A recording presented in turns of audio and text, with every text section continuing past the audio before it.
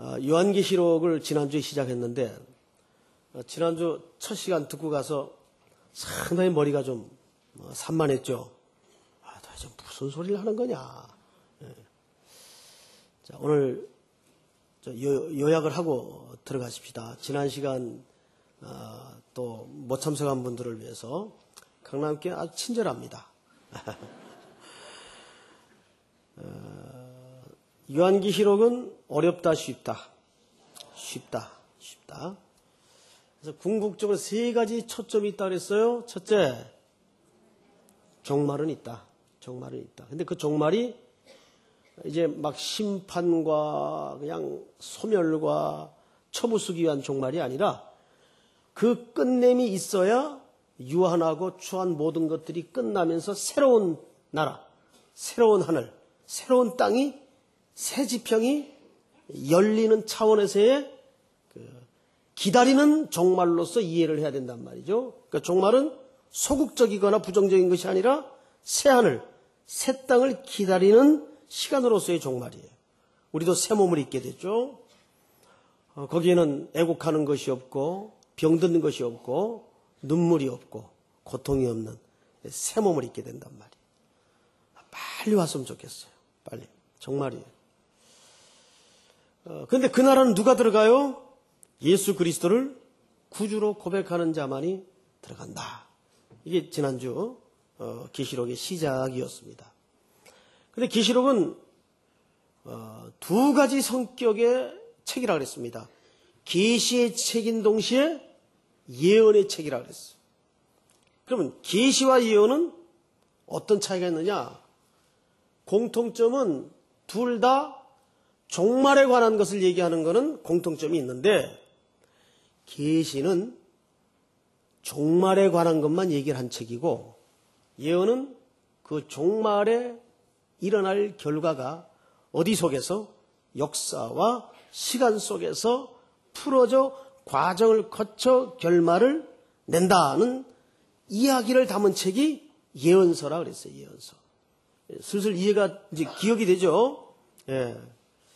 그런데 문제는 뭐냐면 이 계시록을 다 끝내고 공부를 하게 되면 세 가지 정도에서 중요한 정리가 돼요. 첫째, 종말이 그렇게 적극적인 의미였구나.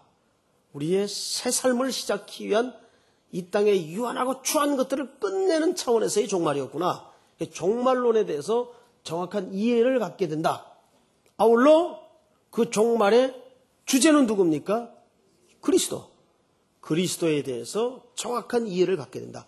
기독론, 종말론과 기독론에 대한 이해가 서게 된다. 그런데 그렇게 하려면 그 대상이 지금 이게 누구에 대한 기록인가 하면 교회에 대한 기록이란 말이에요. 그래서 계시록을 공부를 잘하게 되면 교회가 도대체 뭐고 교회의 책무와 의무가 무엇인지 이해를 하게 됩니다. 그래서 종말론과 기독론과 교회론. 근데 왜 도대체 이 책이 이렇게 복잡하게 많은 그림 언어로 설명이 되었는가? 묵시로 설명이 되었는가는 첫째 이유가 이것이 인간의 언어와 설명으로는 필설하기가 부족할 정도로 장차 우리에게 임하고 도래야 할 그 나라 그 시간이 어마어마하기 때문에 너무나 장엄하기 때문에 그림 언어로 설명을 표현할 수밖에 없다. 기억나죠? 예. 그리고 또 하나는 그 당시 그 시대적 상황 때문에 도미티안 황제의 그 황제 숭배 사상을 강요하는 핍박을 통해서 그리스도인들이 견디고 참도록 경각심을 갖게 하는 동시에 로마 제국 당국이 그러한 내용들을 알지 못하도록 감추이는 의미에서 이런 묵시적 기록 방법을 사용했다. 이렇게 말씀을 드렸습니다. 여기까지가 지난주 참석하지 못한 분들을 위한 아주 친절한 안내였습니다. 자, 이제 오늘은 본론으로 들어가느냐? 그렇지 않고 오늘도 서론입니다. 그러니까 8절까지가 사실은 서론인데 여러분들이 이 서론을 잘 공부하셔야 그 이후에 계시록 공부가 쉬워집니다. 문제는 뭐냐면 계시록 공부는 갈수록 재미있어져요. 그리고 정말 하나님의 말씀의 그 다양함과 하나님의 그 뜨거운 마음을 이 계시록에서 발견할 수가 있어요. 절대 계시록이라는 책은 이런 책이 아닙니다. 음산한 분위기를 깔고 무슨 이 말 안 지키면 불구덩이에 들어가고 지키는 사람은 혼인잔치에 참여하고 이렇게 어떤 심판을 통해서 갈라놓기 위한 책이 아니에요. 이 책 속에 담긴 그 기록의 목적이 거기 있지 않아요. 오늘 내용을 잘 들어보시면 자 4절을 보세요. 4절. 오늘은 8절까지 못 나갈 수도 있어요. 4절은 자 요한은 자 이걸로 봐서 이 책의 기록자가 누굽니까? 요한입니다. 이런 것들을 내적 증거라 그래요. 성경 자체가 저자를 말해주는 책이 있어요. 이게 요한계시록은 4군데를 통해서 요한이 기록한 것을 내적 증거로서 설명하고 있습니다. 그래서 여기에는 이 요한계시록이 저자의 문제에 대한 논란의 여지가 없어요. 그런데 또 일부 조금 한가한 사람들이 이 부분을 가지고 앞에 무슨 요한이라고 쓰여 있지 않는 걸로 봐서 여기에 요한은 마가 요한일 수도 있고 장로 요한일 수도 있고 그렇지 않겠느냐. 그런데 이것은 역사가 유대 유명한 역사가인 요세비우스에 의하면 이것은 사도 요한을 얘기합니다. 사도 요한. 자, 어쨌든 오늘은 뭐 이게 누가 썼냐 여기는 이제 논란을 벌일 여지가 없어요. 요한은 아시아에 있는 7교회에 편지한다 그랬어요. 자, 우선 오늘은 일부러 이게 단어 하나하나를 다 이렇게 해집고 좀 들어가야 됩니다. 자, 아시아라 그랬어요. 아시아. 그 여기서 말하는 아시아가 우리 한국도 아시아 아니에요. 아시아죠? 그래서 필리핀도 아시아고 어디 아시아를 얘기하는 거냐? 그러니까 여기서 말하는 아시아는 이런 극동아시아나 동남아시아를 얘기하는 게 아니고 지금의 저 터키 지방, 정확하게 얘기하면 터키 지방의 그 지역을 아시아라고 얘기를 합니다. 그 지역을 얘기하는 거예요. 여러분, 그 터키가 어디쯤 붙어 있는지 지도를 좀 보시면 우리나라하고 굉장히 먼 거리라는 걸 알 텐데 우리 교회가 이 터키란 나라하고 굉장히 인연이 있어요. 88년도 올림픽 때 터키 태권도 선수단을 저희 교회가 응원단으로 맡았댔습니다. 거기에 인솔 책임자가 저였어요, 저. 근데 이 응원을 장충체육관 가서 이제 태권도 선수단 응원을 해야 되는데 터키 말을 알아야죠. 그래서 그때 뭐 여기 갔던 분들 혹시 계신가 모르겠습니다. 사진 보면 다 나와요. 그때 할 수 없어서 이제 터키가 들어가는 노래가 뭐 있을까 하다가 에라 모르겠다. 산토키 토끼야. 그래서 태권도 응원을 가가지고 전부 우리 교인들이 1시간 내내 연습 이거 시합 끝날 때까지 산토키 토끼야 어디를 가느냐.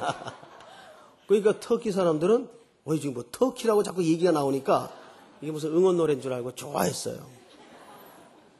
거기 터키가 있는 그쪽 아시아를 얘기합니다. 자, 그런데 이 4절을 보시면 요한은 그 아시아에 있는 7교회에 편지한다 그랬습니다.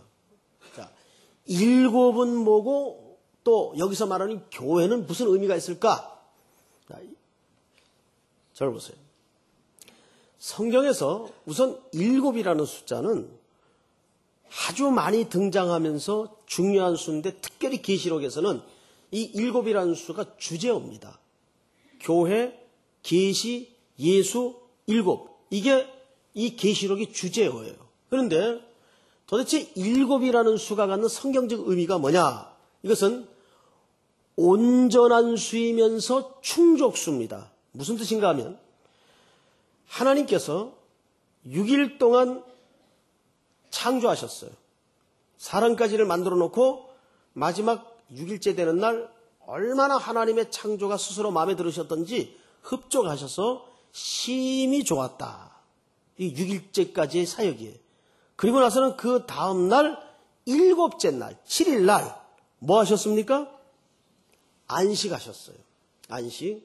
근데 거기서 안식했다는 말은 지난번에 안식일과 주일을 설계하면서 제가 말씀을 드렸죠.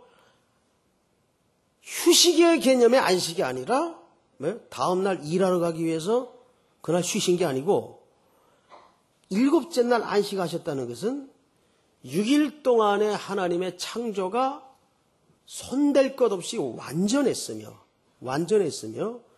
7일 날 안식하셨다는 말의 의미는 즐겁게 충족하셨다 그 말이에요. 그래서 그 안식일을 누리는 날로서 소개되는 거지 쉬는 날의 개념이 아니에요. 예? 거기에는 휴식의 개념도 물론 있지만은 거기서 안식을 누리라고 돼 있어요. 7이라는 숫자는 어쨌든 첫 개념이 완전하며 두 번째는 충족된 수가 7이라는 숫자입니다. 자, 그런데 그 의미의 수 뒤에 교회가 붙었어요. 교회. 그러면 7 교회라는 말이거든요. 여기에는 두 가지 중요한 뼈대가 있어요. 이런 걸 하나하나 이렇게 정확히 이해를 깔고서 계시록을 봐야 되기 때문에 좀 오늘은 피곤할 정도로 좀 꼼꼼하게 하겠습니다. 자, 그럼 왜 7 교회냐? 여기엔 두 가지 의미가 있는데 첫째, 역사적 의미가 있습니다. 역사적 의미라는 것은 쉽게 생각하십시오. 현실의 역사 속에 실제 했던 교회다 그 말이에요. 이해가 됩니까 여러분? 이거는 여기에 나오는 7 교회는 가상의 교회가 아니에요. 여기 있고 성지순례라는 여러 의미가 있는데 예루살렘 땅만 가는 성지순례가 있고 바울의 행로를 들여다보는 성지순례가 있고 여러 경로가 있어요. 그런데 성지순례를 다녀보신 분들은 아시겠지만은 여기에 등장하는 7 교회의 터전과 흔적이 지금도 남아있어요. 자, 그 교회가 어떻게 실제 역사에 현실적으로 존재했던 교회인가? 11절을 보시면, 자, 우리 호산나 찬양대 한번 11절만 시작.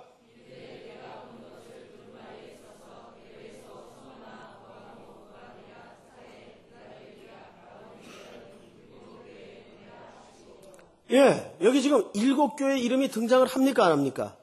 예, 이거는 가상의 교회가 아니라 그냥 상징성만 갖고 있는 교회가 아니라 역사적 현실 속에 실제 했던 교회란 말이에요. 예?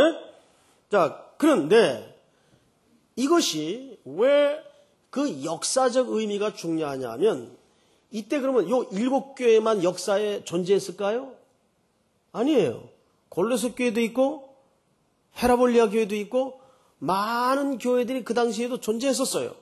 근데 왜 하필 요 7 교회만 선택을 해서 이 글을 회람토록 서신을 돌리도록 명령했을까? 여기에는 이런 의미 때문입니다. 그 시대에 이 7 교회가 각각 갖는 부분적 대표성 때문입니다. 자, 오늘날 우리 한국 사회 현실만 놓고 볼 때 여러분들에게 한번 여쭤볼게요. 우리나라에서 대표적인 7 교회를 뽑으라면 자, 첫째 어느 교회가 있겠어요? 강남교회. 맞습니다. 예. 처음에 강남교회가 나와야죠. 가나다 순으로도 그렇고 근데 일부 때는 우리 교회가 4번째 나오더라고요. 4번째. 자, 강남교회. 그 다음에 사랑의 교회 옳습니다. 사랑의 교회. 우리 교단에서 현재 가장 큰 상징적인 대표적인 교회죠. 또 우리 오정혁 지휘자님의 큰형이 담임으로 있는 교회이기도 하고 또 몰랐던 분들은 좀 아시라고 말씀을 드린 거예요. 자, 사랑의 교회 또 충영교회. 예, 그렇죠. 또 현 강남교회 담임 목사가 부목사 생활을 했던 그런 의미뿐만 아니라 충영교회는 사실 10여 년 전만 해도 우리 교단의 가장 또 한국교회 대표적인 교회였습니다. 지금은 조금 이제 시절이 바뀌었지만은 자, 강남교회, 사랑의교회, 충영교회 또 온누리교회. 예. 그 다음에 또, 영락교회. 영락교회도 대표성이 있죠. 또, 예, 순복음교회 빠지면 안 되죠. 그 순복음교회 교인들 섭섭하죠. 예, 순복음교회는 왜 대표성이 있느냐? 지금 현재 단일교회로서 세계 제일 큰 교회입니다. 순복음교회는. 어쨌든, 또, 순복음교회. 어느 교회? 세문안교회. 세문안교회도 대표성이 있죠. 또 마지막 하나만요. 향림교회? 광림교회? 됐어요. 그만합시다. 자, 지금 우리 교인들이 이렇게 이제 대표성이 있을 만하다는 교회를 꼽아봤죠. 예. 예를 들면 충영교회 같은 경우에는 과거에 피난민들로 구성된 그런 아주 우리 교단에 뿐만 아니라 우리 한국교회 주일학교 부흥의 선도적 역할을 했던 아주 훌륭한 교회입니다. 충영교회는 지금도 훌륭한 교회입니다. 그 교인들의 눈물겨운 교회를 사랑하는 마음과 헌신은 오늘날 어떤 교회도 따라가기 힘들 정도로 예배당 지을 때 손에 반지 낀 성도가 없었어요. 실제로. 예, 그렇게 참 헌신하고 교회를 사랑하는 부분에서는 참 귀한 교회였습니다. 그런 면에서 대표성이 있죠. 또 사랑있게 현재 우리 교단에서 뿐만 아니라 세계적으로 가장 건강히 또 성장하는 이제 한 4, 5만 명이 출석하는 큰 교회죠. 또 강남교회는 그럼 무슨 대표성이 있어요? 강남교회는 우리 신학생들이 가장 와서 목회하고 싶은 교회를 늘 꼽으라면 3위 안에 들어가는 교회입니다. 이건 제 말이 아니에요. 실지가. 또 우리 교회는 많은 그 시골의 청년들을 밥을 먹이고 또 길러내지 않습니까? 이게 얼마나 그런 보람이 있어요. 또 영락교회, 통합 측뿐만 아니라 한경직 목사님이라는 이 걸출한 한국의 큰 거인을 통해서 성장한 교회죠. 이런 대표성이 있단 말이에요. 그런데 잘 들으세요. 그 시대에 그 교회가 대표성을 갖는다는 것은 뒤집어 얘기하면 무슨 얘기인지 아십니까? 무한대의 책임을 가질 수밖에 없다는 얘기입니다. 그래서 이 7교회가 여기 선택이 되는 겁니다. 여러분, 대표성만 갖게 되었다고 좋아할 일이 아니라 그 자랑과 긍지를 넘어서서 그 교회가 그 시대 앞에 얼마나 무한대의 영향력과 책임을 가져야 되는가의 문제예요. 이해되십니까, 여러분? 그런 차원에서 이 7교회는 하나님의 섭리와 경륜 속에서 선택이 됩니다. 자, 그런데 그런 역사적 의미 때문이 아니라 이 7이라는 온전하고 충족한 수의 의미 뒤에 교회라는 말의 의미는 7교회라는 말은 그런 역사적 의미를 또 넘어서 상징적 의미가 있어요. 그 상징적이라는 건 어떤 상징이냐면 오고 오는 모든 세대의 교회를 다 포함한 얘기입니다. 그러니까 7교회만 딱 해당되는 얘기가 실질적으로는 아니라는 얘기입니다. 이해가 됩니까, 여러분? 그러니까 오고 오는 모든 하나님의 교회, 생명 공동체, 오늘날 우리 강남교회까지도 이 메시지는 여전히 상징적 의미에서 유효하다 그 말이에요. 자, 넘어갑니다. 요한은 아시아에 있는 7교회에 편지하노니 이제도 계시고 전에도 계셨고 장차 오실 이. 자, 여러분, 이제도 계시고 전에도 계셨고 장차 오실 이는 누구를 지칭하고 싶은 이야기일까요? 예수 그리스도를 갖다 대면 다 맞는 게 아니고요. 예? 여기서는 성부 하나님을 가리킵니다. 왜? 예수 그리스도는 5절에 나옵니까? 안 나옵니까? 5절을 보세요. 또 충성된 증인으로 죽은 자들 가운데서 먼저 나시고 땅의 임금들의 머리가 되신 예수 그리스도로 말미암아. 나와요, 안 나와요? 나오죠. 그러니까 이제도 계시고 전에도 계셨고 장차 오실 이는 이 장차 오실 이라는 때문에 여러분들이 혼란을 일으키는데 여기에서는 성부 하나님을 가리키는 얘기예요. 이해가 되죠? 예? 자, 근데 뭘 보고 알 수 있느냐? 여기에 사용된 에고 에이미, 나는 뭐다. 에고 에이미라는 용법이 어디서 석의된 용법인가 하면 그 근거가 출애굽기 3장에 하나님께서 모세에게 자기를 처음으로 알리실 때 뭐라고 알리셨는가 하면 에고 에이미 용법을 쓰셨어요. 나는 스스로 있는 자다. 바로 이 용법이에요. 여기서 표현된 용법이. 그래서 출애굽기 3장 14절의 말씀을 서기한 내용이 오늘 여기 계시록 1장 4절에 이제도 계시고 전에도 계셨고 장차 오실 이, 여긴 성자 예수님을 가리키는 게 아니고 성부 하나님을 가리킨단 말이에요. 자, 두 번째 이와 오실 이와 그의 보좌 앞에 있는 7 영과, 자, 이게 또 이제 우리에게 해석의 중요한 문턱입니다. 그 보좌 앞에 뭐가 있어요? 7 영이 있어요. 7 영. 여러분, 이제 이 해석을 놓고 많은 그 신학적 오류를 범해서 이단이 되는 사람들이 있습니다. 여기에 7 영은 어떤 사람들은 천사라고 번역을 하는 사람도 있고 어떤 사람들은 또 아주 이상한 해석을 하는 사람도 있는데, 결론적으로 그 계시록의 가장 정확한 주석가가 제가 쭉 책을 살펴본 바로는 리차드 보쿰이라는 사람이에요. 혹시 여기 신학도들이 계시면 그 리차드 보쿰이 쓴 이 계시록 주해를 꼭 사서 읽어보시기 바랍니다. 가장 건강하고 균형 있게 쓴 책입니다. 이 계시록 문제에 대해서. 우리나라에서는 이분에게 사사를 받았던 그 이필찬 교수라는 분이 계신데, 이 총신 동문인데 그분이 쓴 논문이 이 계시록 또 논문이에요. 근데 보면은 결론은 뭐냐면 여기 7 영은 성령님을 가리킵니다. 자, 근데 왜 7 영이냐? 이사야서 11장을 보세요.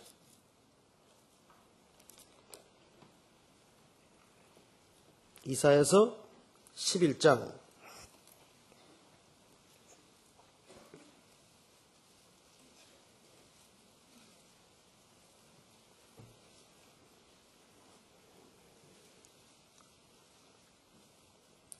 제가 좀 읽겠습니다.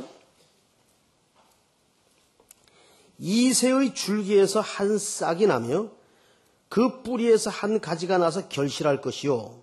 자, 이새의 줄기에서 한 싹이 나며 그 뿌리에서 한 가지가 나서 결실할 것을 오실 메시아를 두고 하는 얘기죠. 자, 이새의 뿌리라는 걸로 봐서 충분히 이해할 수 있죠. 결실할 것이요. 2절 잘 보세요. 그의 위에 영이 나오는데 무슨 영? 여호와의 영, 지혜의 영, 총명의 영, 모략의 영, 재능의 영, 지식의 영, 여호와를 경외하는 영이 강림하시리니. 자, 여기 한 영을 가리켜서 몇 가지로 묘사해 놨어요. 7가지로 묘사해 놨어요. 이해가 됩니까? 자, 예를 들어서 제가 여기 어느 성도님을 가리켜서 이제 묘사를 하는데, 참 마음이 착하신 분, 또 강직하신 분, 성격이 고두신 분, 이렇게 한 사람을 가리켜서 여러 가지 속성으로 설명할 수 있어요, 없어요? 있단 말이에요. 근데 여기 이사야 선지자가 그 이새 줄기에서 나온 싹, 메시아 위에 강림할 그 영에 대해서 소개를 하는데, 그 영을 몇 가지로 소개를 했는가 하면 그 성령님이 가질 수 있는 온전한 속성을 7가지로 소개를 해놨어요. 그 7가지가 지혜의 영, 재능의 영, 총명의 영, 여호와의 영, 모략의 영, 지식의 영, 경외하는 영. 예? 이건 누구에 대한 묘사예요? 성령님에 대한 묘사예요. 그러니까 여기서 7 영은 여러분들이 혼란을 일으킬 필요가 없어요. 아하, 성령님을 온전한 속성을 묘사하는데 7가지로 묘사를 했다. 그 기반 구절이 이사야서 11장 2절 3절의 말씀이다, 그 말이에요. 자, 오늘 본문으로 다시 넘어갑니다. 자, 여기까지 어렵지 않죠? 예, 아주 쉬워요. 아주 쉬워. 또 워낙 설명을 지금 잘하고 있으니까. 자, 7 영과 5절 보세요. 5절. 또 충성된 증인으로 죽은 자들 가운데서 먼저 나시고 땅에 임금들의 머리가 되신 예수 그리스도. 그런데 이제 자 보세요. 성부 하나님이 등장을 하죠. 전에도 이제도 계시고 전에도 계셨고 장차 오실 이게 누구를 가리킨다? 성부 하나님을 가리킨다. 근데 그 보좌 앞에 7 영이 계세요. 그러니까 영이 7개가 있다는 말이 아니라 성령 하나님이 7가지 속성으로 온전하게 묘사를 해놓고 있는 그림입니다. 그러니까 성령 하나님이 설명이 됐어요. 그 다음에 설명된 게 어느 분이에요? 성자 예수 그리스도인데 이 성자 예수 그리스도는 설명이 너무 길어. 설명이. 잘 보세요. 5절부터 설명인데 거의 절반에 넘는 분량을 성자 예수 그리스도에 대한 수식을 해놓고 있어요. 그 첫째 수식이 뭐냐? 또 충성된 증인으로. 자, 저를 보세요. 여러분, 성경에 충성된 증인이라는 묘사를 할 때는 반드시 어떤 내용과 따라 붙어야 되는 수식어인가 하면 이 충성된 증인이라고 말할 때는 증인이라는 순교자라는 단어를 쓸 때는 이 충성이 뭐에 대한 충성인가 하면 이건 공식입니다. 진리에 대한 충성입니다. 예? 그러니까 보세요. 예수 그리스도가 뭐에 대해 충성하셨어요? 하나님 아버지의 말씀을 이루려는데 순종하셔 십자가에 죽으셨던 분이에요. 그러니까 결국은 그리스도의 충성은 뭐에 대한 충성입니까? 진리에 대한 충성이에요. 여기 중요한 조그마한 적용과 결론이 우리에게 붙잡히는데 오늘날 그의 신부격이 되는 교회가 그러면 뭐에 대해서 충성해야 되겠어요? 진리에 대해서 충성해야 됩니다. 교회가 사회사업도 할 수 있고 구제도 할 수 있고 또 필요하면 좁으면 낡으면 예배당도 지을 수 있어요. 자, 이런 걸 무용하다는 의미가 아니라 그러나 이것저것을 비교해서 하나만 유일하게 택하라 할 때는 더도 말고 할 것 없이 진리에 충성하는 것이 교회의 가장 핵심 과제입니다. 사도 바울이 마지막 유언이 될 줄도 모른 채 감옥에서 남겼던 최후의 작품 디모데후서 끝에 이런 기록을 남깁니다. 내 관제와 같이 벌써 내가 부음이 되고 나의 떠날 기약이 가까웠도다. 내가 선한 싸움을 싸우고 나의 달려갈 길을 마치고 믿음을 지켰으니 뭘 지켰다 그래요? 믿음을 지켰다 그래요. 자, 여러분 거기서 사도 바울이 이 유언 같은 글을 남기면서 마지막 글에다가 믿음을 지켰다. 거기서 말하는 믿음이 뭐예요? 믿음이 우리가 생각하는 어떤 미션이다. 그런 믿음을 말하는 게 아니라 정확히 원문에는 유일한 위탁물이라고 되어 있어요. 그러면 물어봅시다. 하나님께서 사도 바울에게 일생 동안 맡겼던 유일한 위탁물이 뭡니까? 복음이에요. 그 당시는 영지주의 이단들이 교회의 거짓 교사들로 침투해 들어와서 교회를 허물고 교회를 준동케 하는 일들이 많았어요. 바울이 평생을 복음의 포로가 되어서 다메섹 언덕의 초자연적인 빛 속에 복음의 포로가 된 순간부터 그는 오로지 이제는 이 복음 하나를 지키기 위해서 전하기 위해서 복음에 충성했다는 말은 지킨다는 의미만 있는 게 아니라 이것을 전한다는 의미도 있는 거거든요. 이거를 변질시키지 않고 전하고 지키기 위해서 부들부들 떨면서 이 감옥에까지 다름질에 들어왔어요. 그 말을 이렇게 고백한 거예요. 내가 선한 싸움을 싸우고 나의 달려갈 길을 마치고 믿음을 지켰다. 자, 오늘날 이것이 교회에 오버랩되는 중요한 과제고 사명이고 우리 성도들의 삶의 과제여야 됩니다. 결국 우리가 뭐냐? 교회가 뭐냐? 그리스도의 신부가 뭐냐? 신랑의 분부를 지키는 거예요. 그 신랑이 오시는 그날까지. 그걸 진리라고 얘기를 합니다. 그래서 여기서 말하는 것은 뭐냐면 또 충성된 증인으로 죽은 자들 가운데서 먼저 나시고, 자, 여기 또 하나 우리가 오늘 사실 여기까지만 하다가 오늘 설교가 끝날지도 모르겠는데, 이 표현에 보면 이 충성된 증인이 먼저 나시고라는 표현이 있어요. 그렇죠? 먼저 나시고. 자, 여기서 이 먼저 나다, 프로토토코스. 자, 저를 보세요. 이거는 제가 이렇게 어휘력이 부족해서 설명을 잘 전달하지 못할 뿐이지, 이 먼저 나다라는 프로토토코스라는 이 헬라 말은 어마어마하게 중요한 얘기예요. 어마어마하게. 이해가 안 되면 제 표정 보고 그냥 대충 알아들었어요. 예? 자, 지금부터 이 프로토토코스로 설명을 드리겠는데, 제가 1, 2부에도 이 설명이 온전하게 전달이 안 된 것 같아요. 예. 이 프로토토코스라는 말은 무슨 의미인가 하면 시간적으로 먼저 났다 그 말이 아닙니다. 이 프로토토코스라는 말을 쓸 때는 이게 유대교나 히브리 전승의 굉장히 중요한 관용법인데, 프로토토코스라는 말을 쓸 때는 순서적으로 먼저 났다는 말이 아니라 이런 겁니다.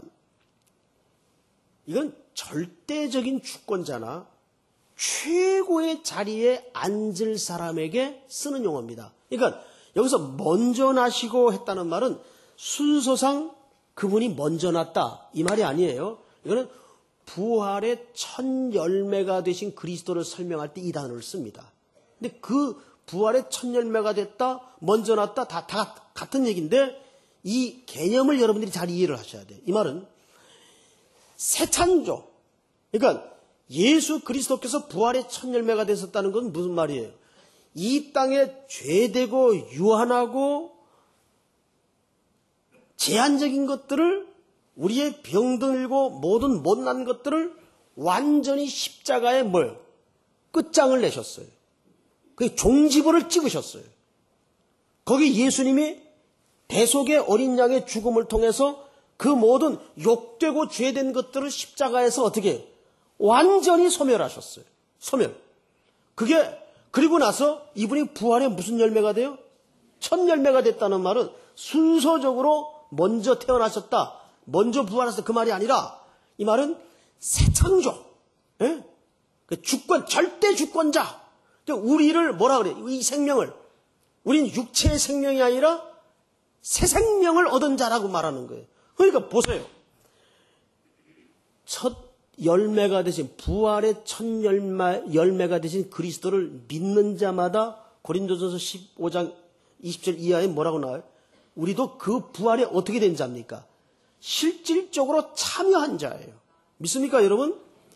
그러니까 이것은 아주 중요한 계시록의 기록의 목적을 서술하는 겁니다. 계시록은 서두에도 말씀을 드린 바와 같이 이 계시록을 딱 통해서 말 안 들으면 지옥불에 그냥 집어넣고 순종하는 자는 혼인잔치 참여하고 편가르기 위해 쓴 책이 아니라 실질적으로 이 대상이 7 교회에게 보내졌다는 사실을 기억하시기 바랍니다. 그러면 그거는 하나님의 자녀들에게 쓴 책이에요. 즉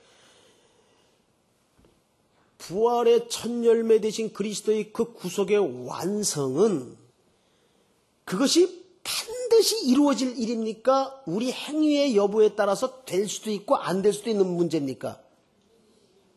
그렇죠. 그래서 여러분 1장 1절에 보시면 예수 그리스도의 계시라 이는 하나님이 그에게 주사 반드시 속히 일어날 일들을, 여기 쓴 이유가 뭐예요? 하나님께서는 하나님의 종들을 통해서 예언하시고 말씀하시고 계획하시고 역사를 운행하시는 그것이 뭐예요? 반드시 될 일이란 말이에요. 반드시. 그러니까 우리가 지금은 부족해서 넘어지기도 하고 연약하게 빠지기도 하고 못난 모습도 보이는데 계시록 보면 더 기가 죽어. 야, 이거 이대로 안 살면 이거 완전 또 다른 데로 가는 거 아니야? 그러기 위해서 쓴 책이 아니라 그럼에도 불구하고 그 십자가에서 저와 여러분들의 죄를 대속해 죽으신 그 어린 양 그리스도가 우리를 신부로 이미 확정한 이상은 뭘? 그 마지막 완성의 날을 역사 속에 오고야 말 것이고 그날까지 우리를 뭐 하라는 얘기예요? 단장한 신부와 같이 우리를 아름답게 가꾸고 아름답게 만들기 위해서. 그래서 이 요한계시록에 나타난 모든 묘사는 우리가 가서 누릴 장소에 관한 묘사가 아니라 뭘? 신랑이신 그리스도 앞에 우리가 어떻게 연지 찍고 곤지 찍고 입술 바르고 아름답게 단장해야 될 모습으로서 준비해야 되는가.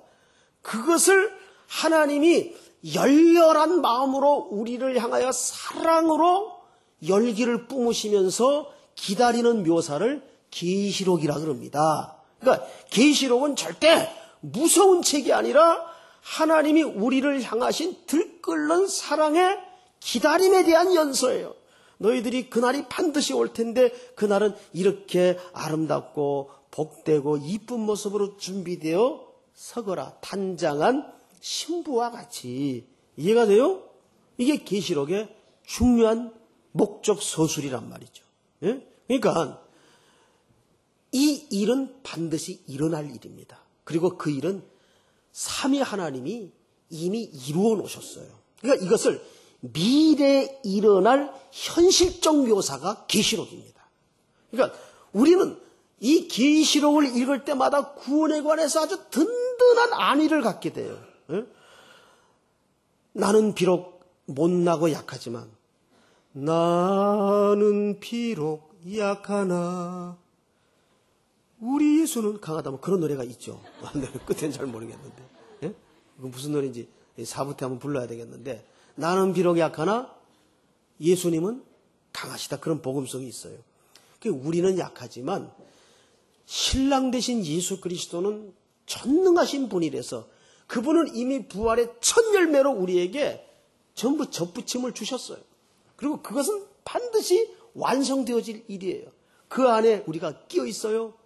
우리는 단장한 신부처럼 그 신랑을 기다리며 복되고 설레고 기대하는 마음으로 오늘을 견디며 믿으며 참으며 승리하는 복된 여러분들이 될 수 있기를 주의 이름으로 축복합니다.